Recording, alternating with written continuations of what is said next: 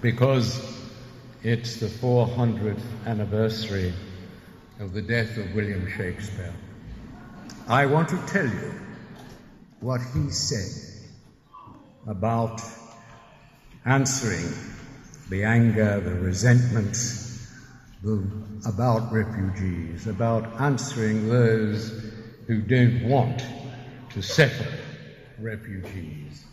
He wrote the answer in a play that is so little known because he wrote only 2 scenes of it.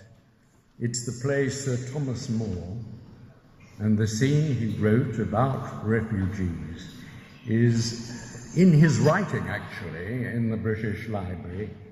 And Sir Thomas More is a play set against the influx of Dutch Protestant refugees in Britain. They fled from the Catholic Inquisition in 1517 and were allowed to settle in London by the Chancellor, Sir Thomas More.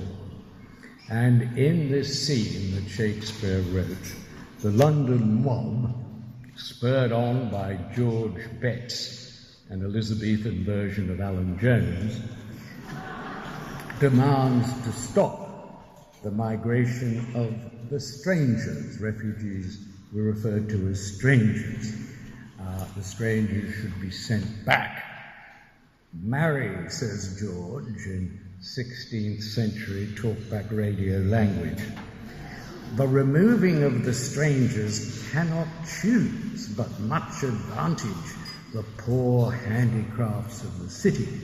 This is now British jobs for British workers, but that was the cry of the crowd who wanted the refugees sent back where they came.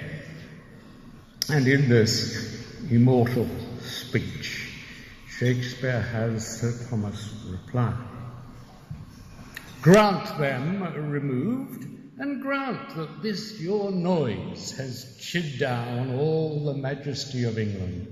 Imagine that you see the wretched strangers, their babies at their backs, with their poor luggage, plodding to the ports and coasts for transportation. And you sit as kings in your desires, authority quite silenced by your drawl, and you in wrath of your opinions clothed. What had you got? I'll tell you. You had taught how insolence and strong hand should prevail, how order should be quelled, and by this pattern not one of you should live an aged man.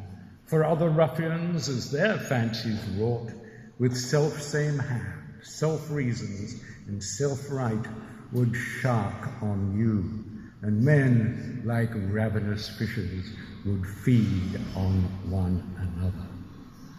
It's an astonishing speech, and it goes on to ask the opponents of resettlement to imagine how they would feel if banished to a foreign country, where people would spurn you like dogs, and you would be put where the elements, heat, mosquitoes,